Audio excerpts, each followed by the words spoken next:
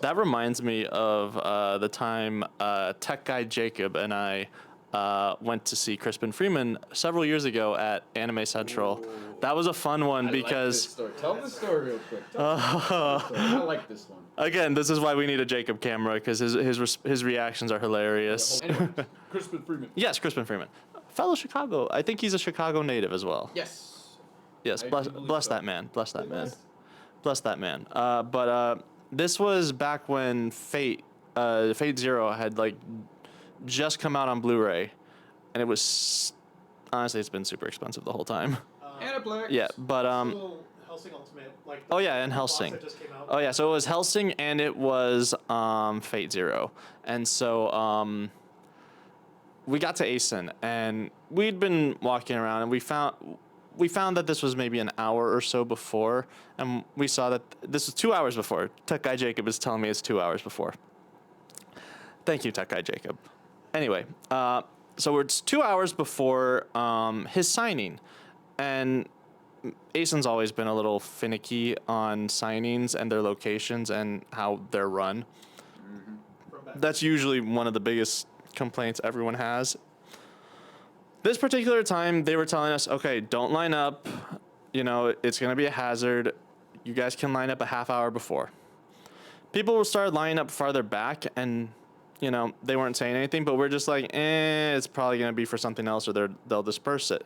And so we just kind of hang around at the booths nearby, just kind of like for like the next hour, just keeping an eye out there, and honestly just doing some shopping.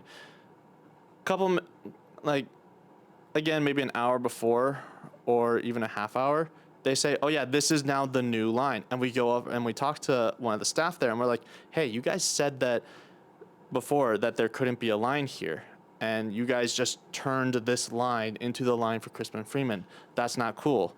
And so the dude who we were talking to was like, you know what? You're right. Let me go see what we can do. So as he's walking away, a bunch of people just bum rush into the autograph center, and he just is like, go, go, go, go, go. So that dude did us a solid, and he let us sneak in and literally cut through the majority. So we almost got to the front, and we're just sitting there. And so after I think like 15 minutes of waiting in line, we actually get to talk to Crispin Freeman, and I hand him my Fate Zero box.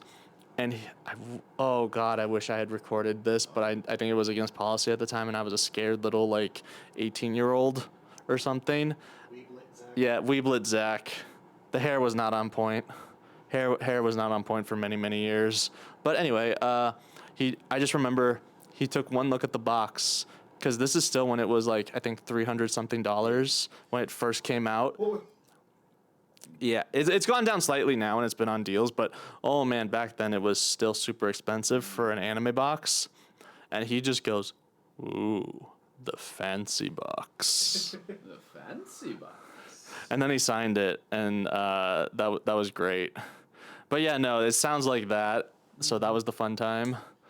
But yeah, anyway. That story gave me slight PTSD of this one amp key when I was waiting in line for Matthew Mercer before he got big in Critical Role. I still have to meet. And there's a term of what you kind of went through with Crispin there, and it's where the not a line becomes the line. That's the term. We were on the opposite end of that for Matthew Mercer, where they're like, you can't line up. So everyone just kind of crowded in the general area, and we're like, well, we're just talking, we're having a good time. Whereas all of us were like, no, we're when the line is going to start, we are all going to bum rush. And then the not a line became a line, and it was basically 5 seconds of life or death, and that would determine your space in line. And the people I was with, we were able to get in, and we met them, but not everyone made it in.